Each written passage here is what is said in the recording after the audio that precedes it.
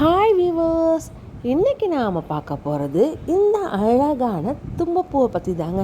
இதை பற்றி தெரிஞ்சுக்கிறதுக்கு முன்னாடி மறக்காமல் நம்ம சேனலை சப்ஸ்கிரைப் பண்ணிடுங்க. வாங்க இப்போ இதோட மருத்துவ பயன்கள் எல்லாம் பார்க்கலாம்.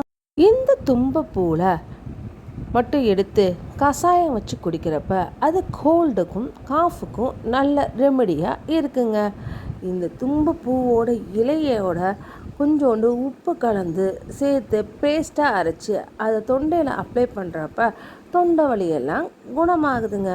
அப்புறம் தலைவலி வர்றப்ப நம்ம ஆயின்மெண்ட்லாம் அப்ளை பண்ணுவோம்ல, அது மாதிரி ஆயின்மெண்ட்டுக்கு பதிலாக இந்த தும்பப்பூ சாறை எடுத்து நம்ம அப்ளை பண்ணோம்னா தலைவலி சரியாயிடுங்க.